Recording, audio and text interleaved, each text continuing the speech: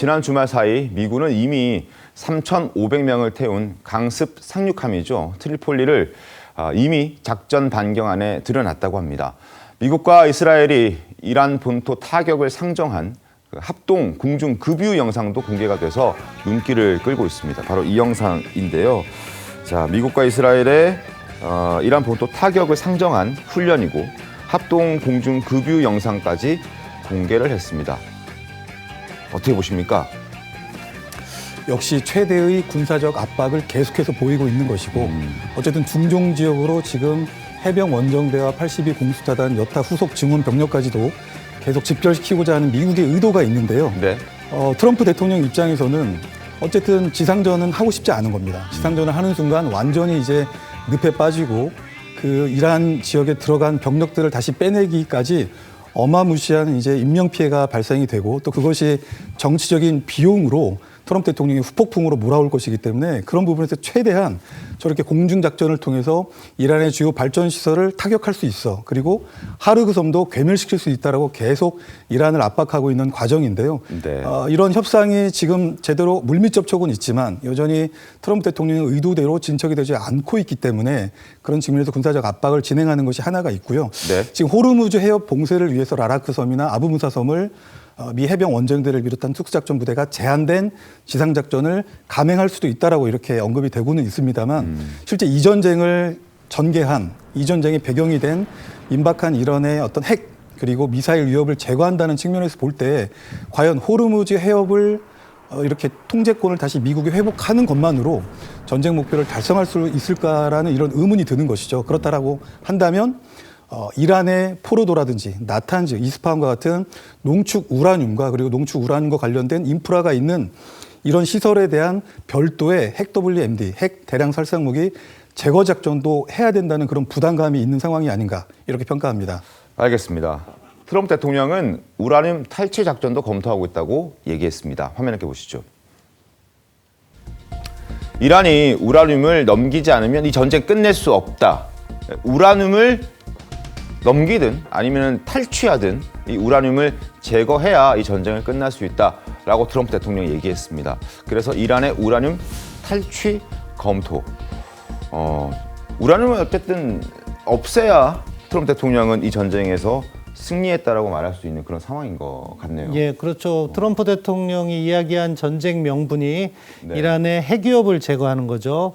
핵위협이라는 거, 핵능력이라는 것은 핵물질이 있고 관련 시설이 있고 인력과 지식이 있습니다. 이 세 가지가 삼위일체를 이루는 것이 핵능력인데요. 네. 핵 관련 시설은 이미 거의 파괴를 한 거로 알고 있어요. 왜냐하면은 IAEA가 계속해서 사찰을 해왔기 때문에 어디에 핵 관련 시설이 있다는 것은 미국이 알고 있고 그것을 폭격해서 시설 부분은 타격을 한 것 같습니다.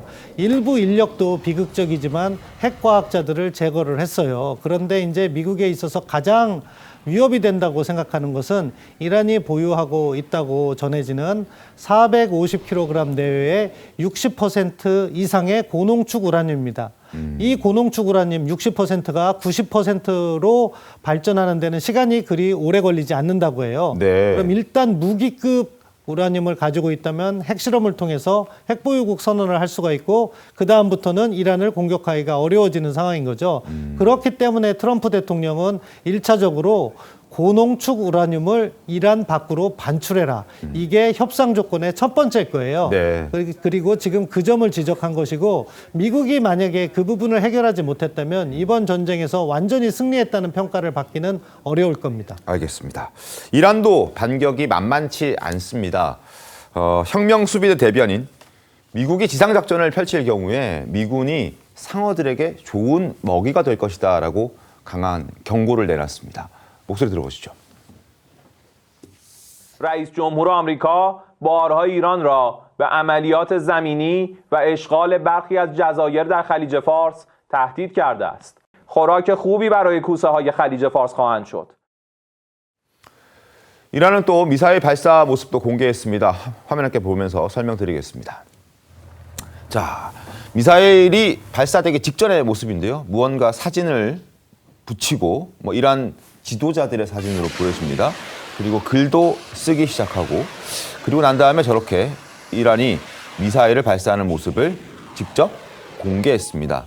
아마 이란도 미국과 협상을 앞두고 강력한 어떤 메시지를 담아서 저 영상을 공개하지 않았겠습니까? 도준우 교수님. 네, 그렇습니다. 이란 역시 결사항전의 의지로 미국이 제시한 4주에서 6주를 정면 돌파하겠다라고 하는 그런 의지를 보였다라고 생각을 합니다. 네. 사실은 당초 미 중부사령부를 포함해서 미 당국이 파악할 때는 지난 4주간의 장대한 분노작전을 통해서 이란의 어떤 뭐 탄도미사일과 그리고 발사대 이런 부분들을 상당 부분 괴멸시켰다고 이렇게 평가를 했는데 요즘 나오고 있는 평가는 여전히 이란의 탄도미사일과 그리고 여타 장거리 비행 능력을 가진 이런 타격 자폭 드론이 최소 2,000개 이상 또 이렇게 있다는 것이죠. 그래서 비록 극단적인 경우에 미군이 라라크 섬이나 아부무사에 대한 일종의 강제 진입 작전을 하더라도 그리고 그 섬들이 이란 해안선으로부터 50km 이상 이렇게 떨어져 있다 하더라도 사실상 이란의 해안토라든지 또